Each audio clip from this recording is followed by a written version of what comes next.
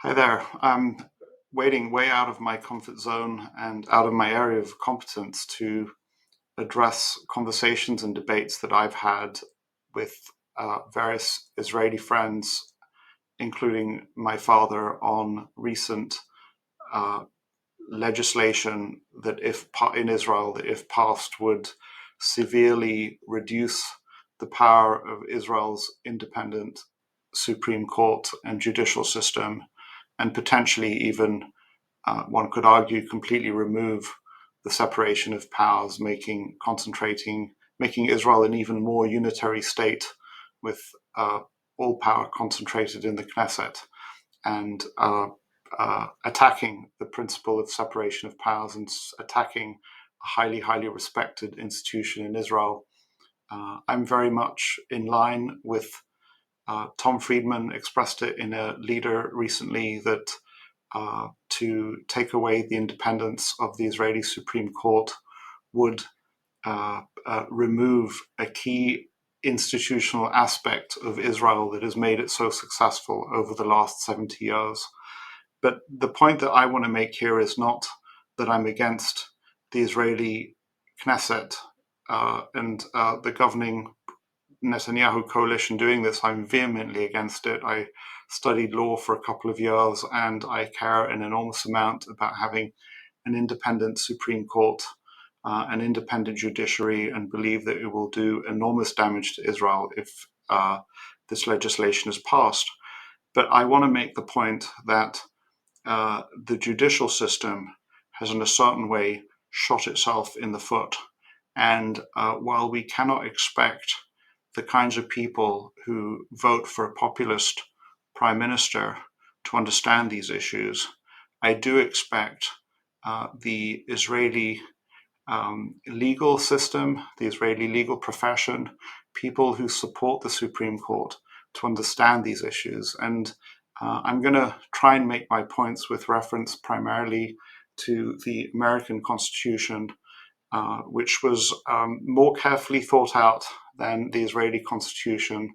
And I think that we need to pay close attention to it.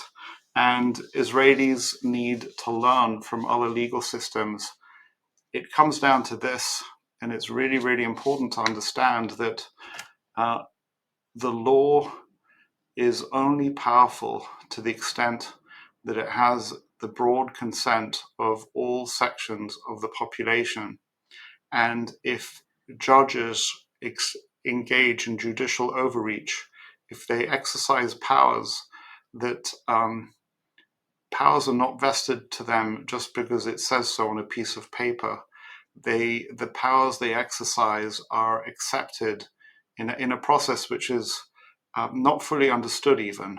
We can look at the common law in the UK to see that a population will accept laws and rules based on many, many years of practice. So I want to dive into my first point, which is to look at the Fifth Amendment of the United States to the Constitution of the United States, which I've got written out here, and I just want to read it out, and then I want to talk about it and explain it a little bit. So in the context of Israel. So the Fifth Amendment says that no person shall be held to answer for a capital or otherwise infamous crime unless on the presentment or indictment of a grand jury.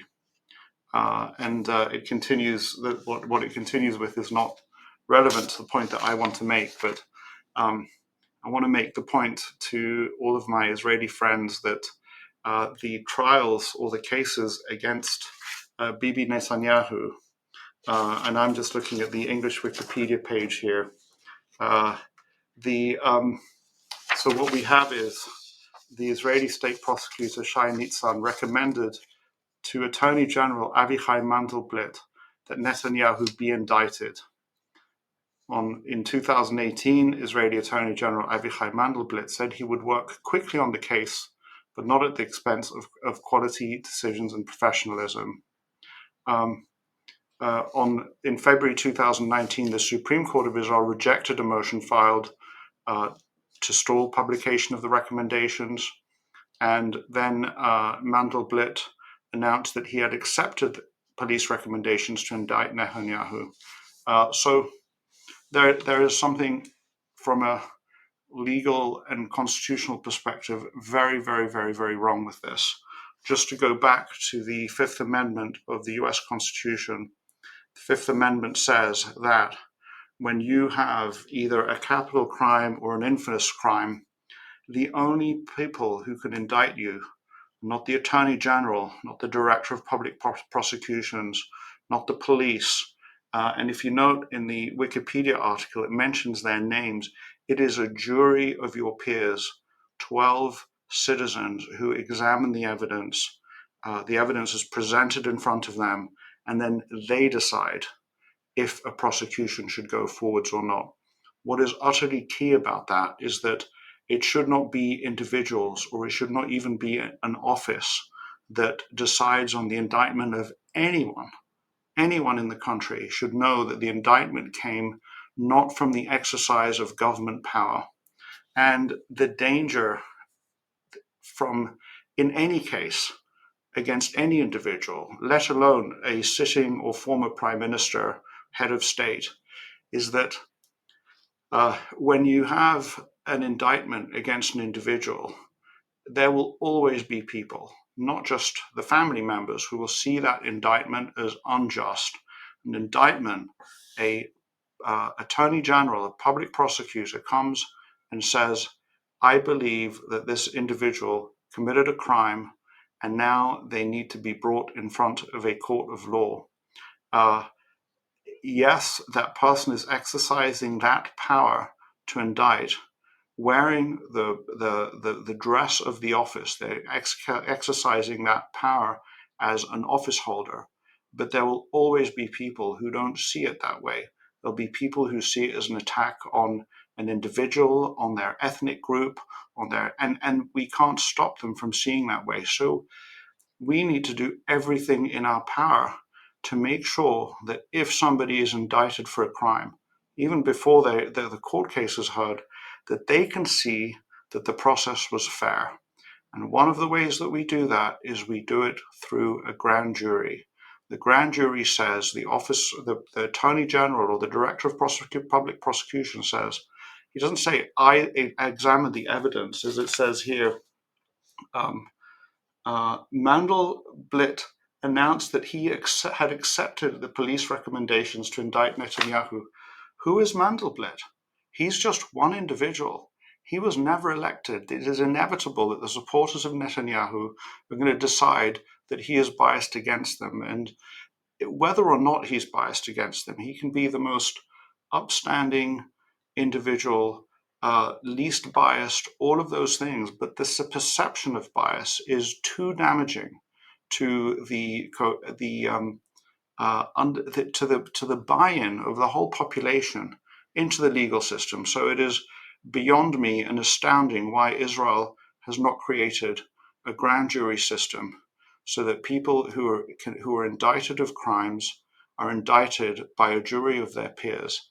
And we can imagine somebody of a different ethnic group. It doesn't have to be from the settler bloc. It could be from the Arab bloc. It could be, everybody needs to know that it's a jury of their peers that indicts them.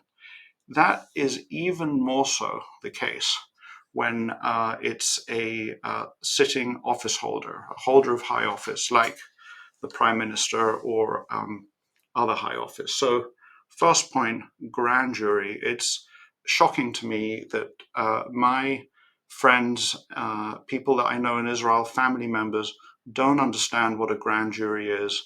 And I really urge everyone to learn about it, read about it. I urge legal scholars to write about it for the general public. It seems to me that Israel is crying out to have a grand jury system for the indictment of crimes.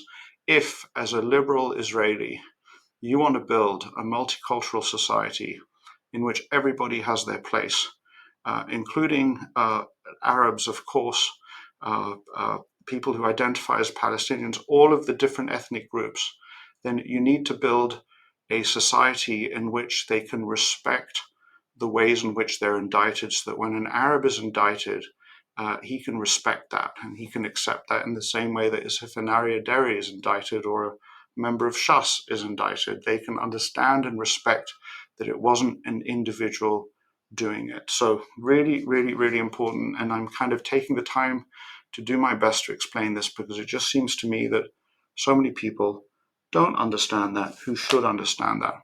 I then want to go to the next step, which is utterly shocking to me.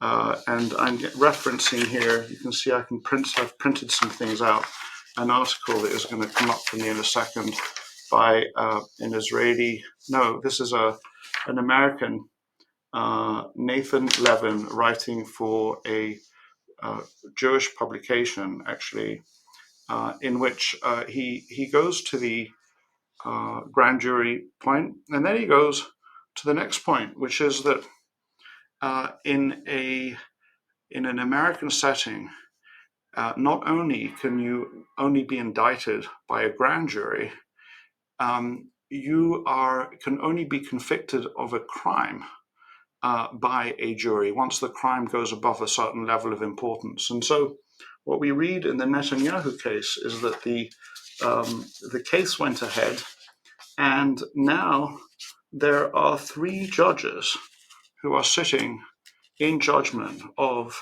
the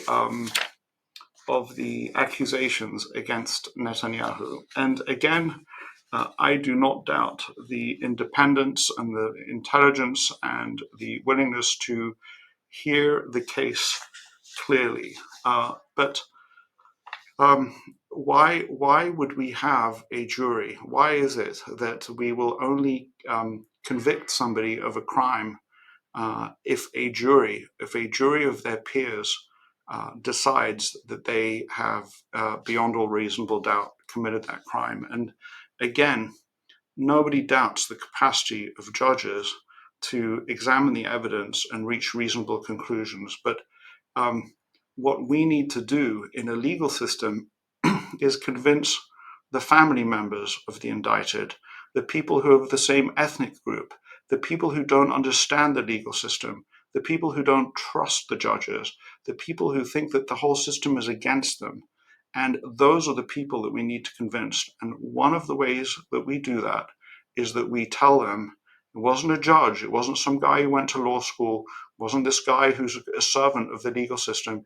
It was a jury of your peers, a randomly selected group of 12 people, all of whom had to agree that you had committed that crime. It's not us doing it to you, it is your peers who judged you as guilty of that crime.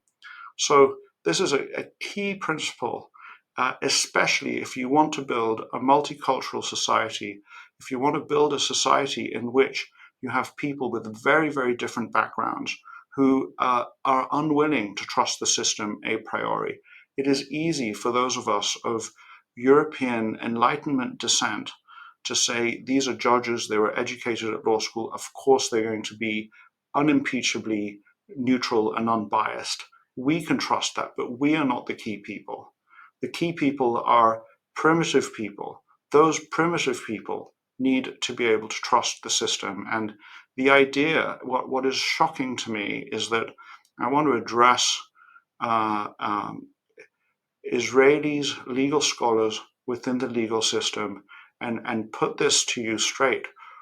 How on earth did you think, what part of your education did not teach you that you cannot sit in judgment of somebody where it's so politically charged? And I want to bring people's attention to the O.J. Simpson trial.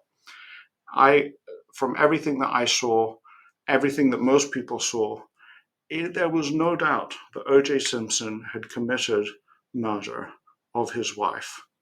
Yet, a jury of his peers decided that it had not been proven beyond all reasonable doubt, and he walked free. And on one level, you can say that was a travesty of justice because he had committed the crime, if you believe he had committed the crime, as I do believe. On the other hand, Black people in America felt very, very differently about it.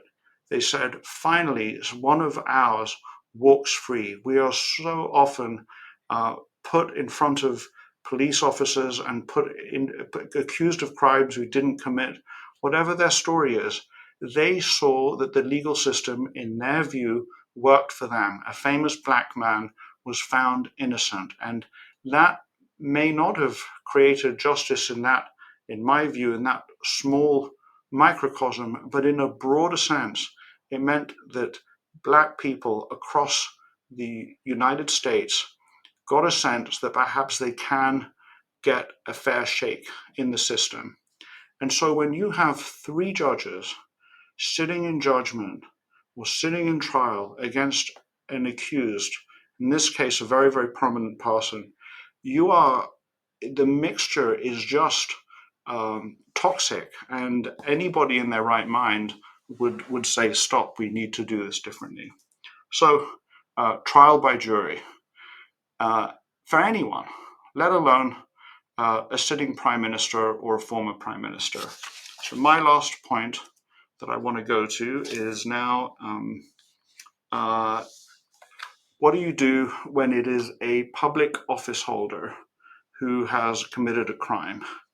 And we have some difficult issues at stake. And a point that I've tried to make without success to various Israelis is that you cannot be so naive as to just say the person, the accused, when it's a holder of high office, is just another citizen. And yes, the principle of equality before the law is extremely important in a democratic society.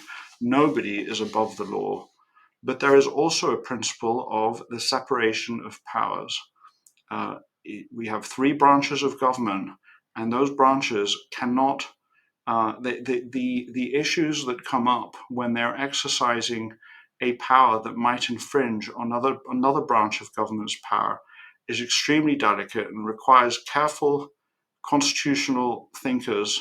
And I'm not one of those, but I'm kind of getting the sense that Israeli legal scholars have not looked at this carefully enough and are not even making the case. And I'm going to base myself, and I'll get this all in the notes to this video, on a memo that was written for the Office of Legal Counsel in the Department of Justice in the United States. This is dated October 16th, 2000, and it's titled "A Sitting President's Amenability to Indictment and Criminal Prosecution." And so we can, head of state, effectively, so we can assume that we're talking about Netanyahu if this was applied to Israel.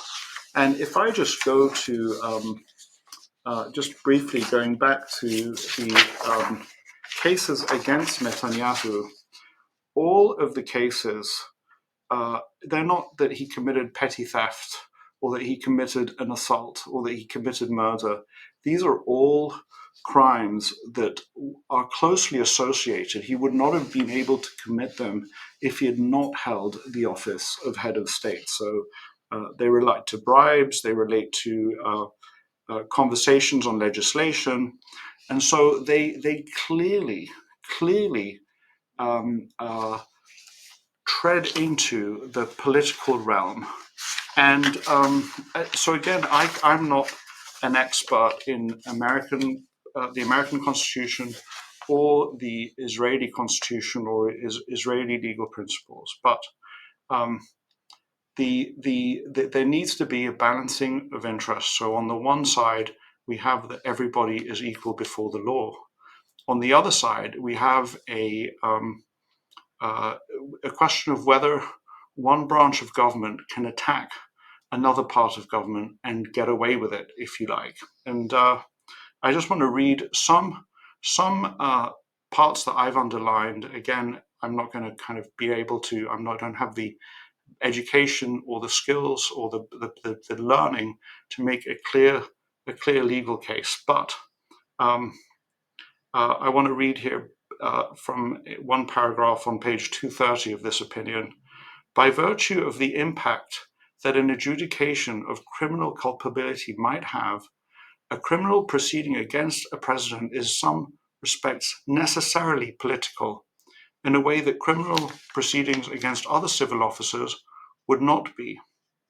So we have to recognize that when somebody brings a case against a sitting president, or one brings the kinds of cases that have been brought against Bibi Netanyahu, it is inherently political. We cannot pretend that this is some private citizen. And in this case, in the American legal system, even if a case were brought against a sitting holder of high office, the case would be heard by a jury of their peers. And what this paragraph goes on to say, it would be incongruous for a jury of 12, let alone 3 judges, to undertake the unavoidably political task of rendering judgment in a criminal proceeding against the president.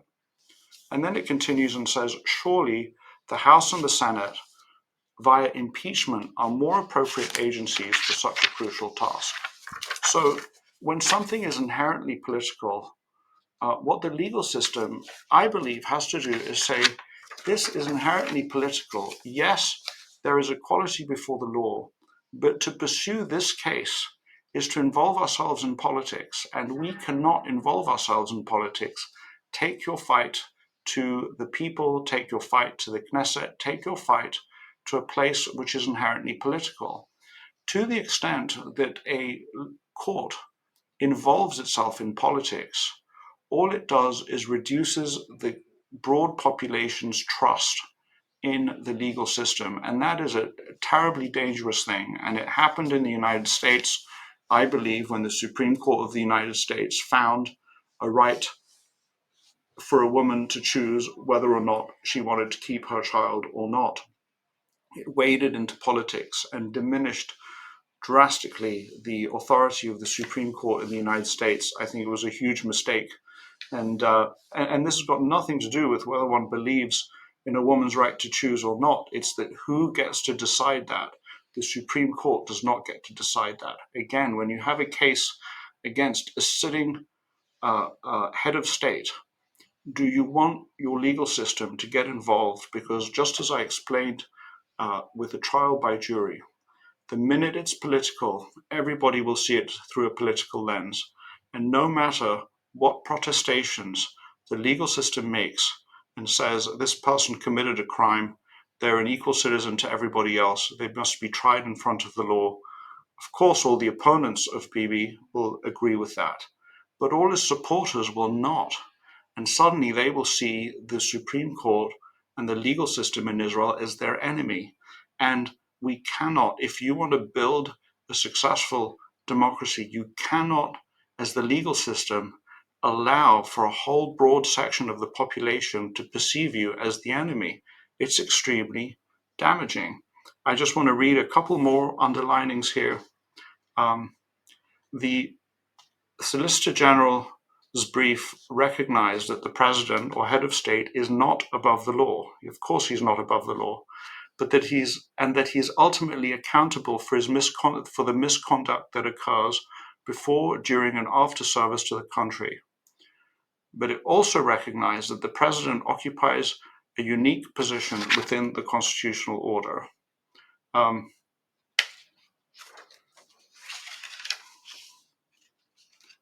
So elsewhere it says that a proper doctrinal analysis requires a balancing between the responsibilities of the president as the sole head of the executive branch, and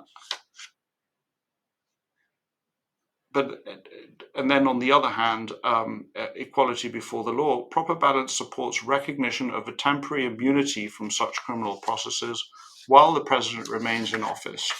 So, and I guess the point that I've tried to make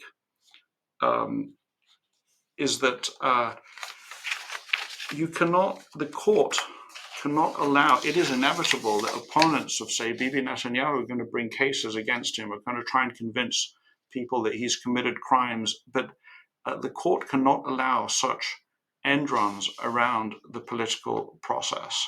I don't want to take any more, I could read this more thoroughly, but I just want to go back to one last point that I've made that I probably will get wrong in the details, is that recognizing that committing a crime is when you're a holder of high office is an inherently political indicting somebody for that crime, even if you've gone through the process of a grand jury, even if you plan to try them by a jury of their peers.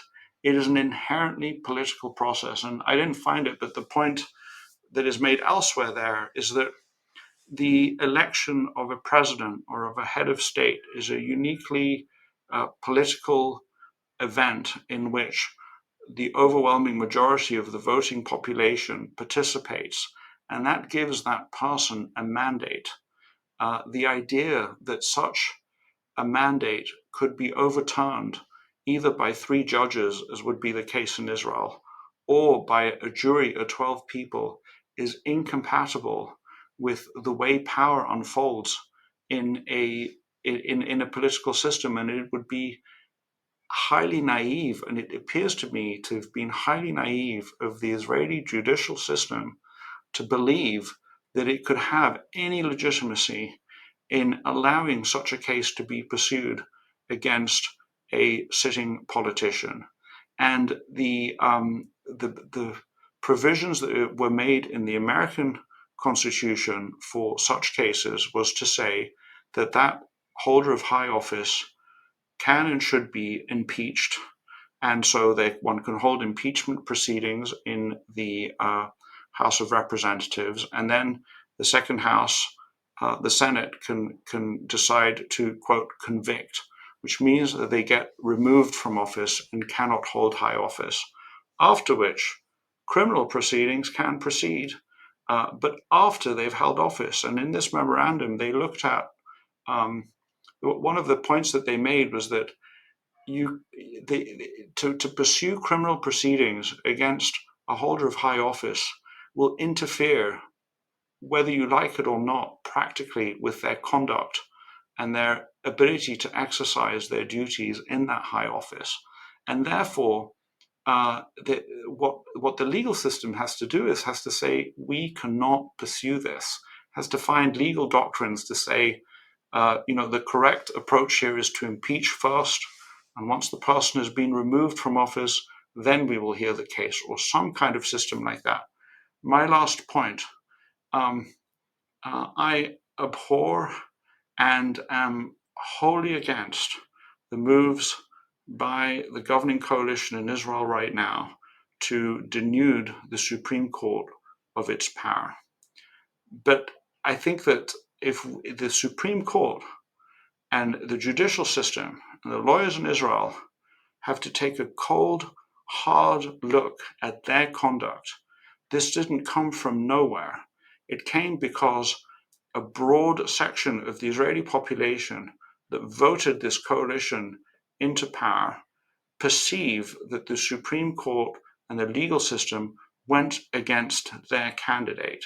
And that is a very, very dumb thing to do. And it would seem to me, if it were at all possible, that what the legal system has to do is has to quickly find some doctrines that can be based in precedent that remove the legal threat from the prime minister, not because he's not guilty, not because he's not a piece of work, but because the independence of the Supreme Court is far more important than indicting and convicting one individual who happens to be the prime minister. And it seems to me that I don't know if one can roll it back at this point, but it would be tragic if one couldn't.